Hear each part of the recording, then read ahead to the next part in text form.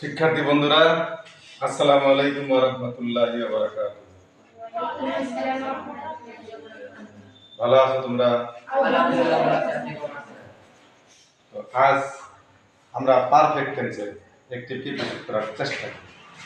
Perfect tense কয়টা? তিনটা। কি কি? Present perfect, past perfect, future perfect. Present পারফেক্টের গঠন হলো সাবজেক্ট প্লাস হ্যাভ অথবা হ্যাজ, মূল ভার্বের পাস্ট পার্টিসিপল প্লাস সাবজেক্ট। আর পাস্ট পার্টের গঠন হলো এই হ্যাভ হ্যাজের জায়গায় আমি শুধু হেড বসাবো, তাই পাস্ট পারফেক্ট গঠন হয়ে যাবে। আর ফিউচার পারফেক্টের গঠন হবে হ্যাভ হ্যাজ হ্যাভ বাদ দিয়ে শেল হ্যাভ দিব আর উইল হ্যাভ দিব, তাই ফিউচার পারফেক্ট হয়ে যাবে। তাহলে আমরা এই তিনটে পারফেক্ট টেন্সের অ্যাকটিভ কি প্যাসিভ এক গঠনে শেষ করব। আমরা ধারাবাহিক নিয়মে অবজেক্টিভ সাবজেক্ট হবে হ্যাভ বিন হ্যাজ বিন হবে, মূল ভার্বের পাস্ট পার্টিসিপল হবে, বাই প্রিপোজিশন হবে অবজেক্টিভ সাবজেক্ট। আমরা যদি টেন্সের পরিবর্তন করি, এখানে হ্যাভ বিন হ্যাজ বিন আছে। এই হ্যাভ বিন হলো প্রেজেন্ট পারফেক্ট টেন্সের auxiliary verb. Have been has বিন হলো প্রেজেন্ট পারফেক্ট টেন্সের auxiliary verb.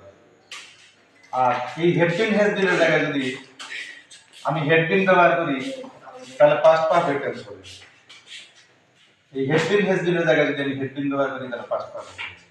R had been has been এর জায়গায় যদি এই shall have been will have been ব্যবহার করি তাহলে ফিউচার পারফেক্ট টেন্সের অ্যাকটিভ থেকে প্যাসিভ করা হবে। আমরা একটা উদাহরণে যদি আসি যে অ্যাকটিভ একটা উদাহরণ আসি অ্যাকটিভ she has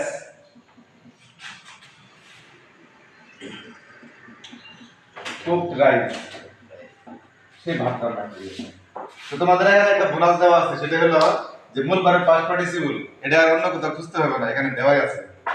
পারফেক্ট যে কোনো পারফেক্ট মানেই মূল ভার্বের পাস্ট পার্টিসিপল দেওয়া আছে, অর্থাৎ V3 দেওয়া আছে। V3 নিয়ে মাথা ঘামাতে হবে না। এখানে অবজেক্ট হলো কি রাইস, অবজেক্টটাকে সাবজেক্ট করব রাইস, এন্ড রাইসের পরে হ্যাভ বিন বসবে না হ্যাজ বিন বসবে? Has been.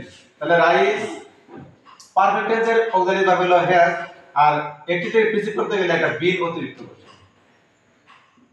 Rice has been cooked দেওয়া আছে, পার্টিসিপল দেওয়া cooked by share of the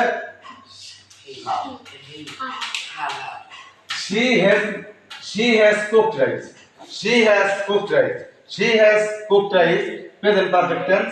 একে অ্যাক্টিভ করার সময় বেসিক করার সময় রাইসটা আমরা সামনে নিয়ে আসলাম। Rice has been, rice third person single number, তার জন্য হ্যাজ বিন বসে। Rice has been cooked by her, rice has been cooked by her. তাহলে আশা করি এটা বুঝতে পারছো। আর এই সেন্টেন্সটাকে যদি আমি পাস্ট পারফেক্টে রূপান্তর করি, আমার কি পরিবর্তন হবে? শুধু এই হ্যাজটা চলে যাবে, হ্যাজ চলে গিয়ে কি বলবে? হ্যাজ চলে গিয়ে হেড বলবে। তাহলে কি হয়ে গেল? পাস্ট পারফেক্ট হয়ে গেল। she had cooked rice past perfect, she had cooked rice past perfect. এটা থেকে প্রিসিপ করার সময় এইখানে যে হ্যাজ আছে এই হ্যাজটা চলে যাবে, এখানে হেড বলবে। এটা পাস্ট পারফেক্টের ভয়েস হয়ে গেল। Rice had been cooked rice, rice had been cooked rice। আশা করছি এক সেন্টেন্স দিয়ে দুই দিকে করা আপনারা বুঝছো। আরেকটা সেন্টেন্স যদি আর ফিউচারে দেখি যে অ্যাকটিভ ইউ এর পরে উইল হ্যাভ বসবে না শেল হ্যাভ বসবে? Will have. You will have eaten rice, you will have eaten rice. এটা future perfect tense. Future perfect কিভাবে বুঝবো? যে শেল হ্যাভ আছে, উইল হ্যাভ আছে। প্রেজেন্ট কিভাবে করব? যে রাইস এর অবজেক্ট, অবজেক্টকে সাবজেক্ট করব। রাইস এন্ড রাইসের পরে কি উইল হ্যাভ বিন হবে না শেল হ্যাভ বিন হবে? Will have been. Rice will have been participle দেওয়া আছে eaten by your of the your of the tree. You will have eaten rice, rice will have been eaten rice. কি পরিবর্তন হয়েছে? এখানে have ছিল, head করছে, যার কারণে হেড বিন চলে আসছে। এখানে উইল হ্যাভ আছে, উইল হ্যাভ এর কারণে কি করছে? উইল হ্যাভ বিন করছে। এবার পারবা না? জি স্যার। Thank you. ধন্যবাদ।